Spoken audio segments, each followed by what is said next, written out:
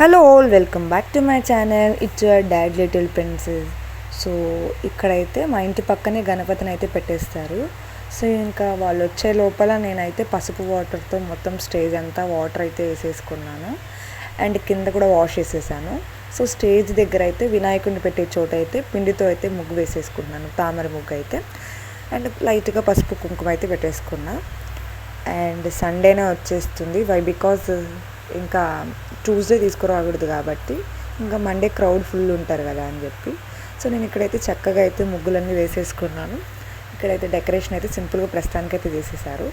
So next day, so ఇది నేను ఇంకా కాలేజ్కి వెళ్ళే రూట్లో చూస్తే అసలు ఎంత గ్రీనరీగా ఎంత చక్కగా ఉంది తెలుసా. వినాయక చవితి ఫెస్టివల్ వస్తే అది ఎందుకో తెలియని హ్యాపీనెస్. సో ఇది వినాయక సాగర్, ఇక్కడే అండి మేము దేవుళ్ళని నిమజ్జనం చేసేది. సో ఇక్కడ చూడండి ఎన్ని దేవుళ్ళు ఉన్నారు, అసలు కలర్ఫుల్గా ఉంది. సో ఇంకా నేనైతే ఇంటికి వచ్చేసాను. ఇంటి నుంచి ఇంకా నేను మా అన్నయ్య షాపింగ్కి అయితే వచ్చేసాము. వినాయక చవితి కొన్ని థింగ్స్ కొనుక్కుందామని చెప్పేసి. సో ఫుల్ క్రౌడ్ అండి, మీరు చూసినట్టయితే చూడండి, నీలమహల్ సర్కిల్ ఇది. సో ఫుల్ క్రౌడ్, ఎక్కడ చూసినా వినాయక చవితికి సంబంధించిన ఐటమ్సే ఉన్నాయి. సో తిరుపతి ఫెస్టివల్ వైబ్ చూసేసేయండి ఎంత కలకలలాడుతున్నాయో. సో ఇంకా మేమైతే కావాల్సిన థింగ్స్ కోసం అయితే అన్నీ తీసుకోవడానికి వెళ్తున్నాము.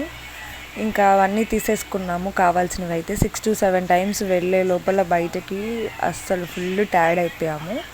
ఇంకా నెక్స్ట్ ఏమేమి చేసామనేది నెక్స్ట్ వ్లాగ్లో అయితే పెడతాను. అందరికీ అడ్వాన్స్ హ్యాపీ వినాయక చవితి.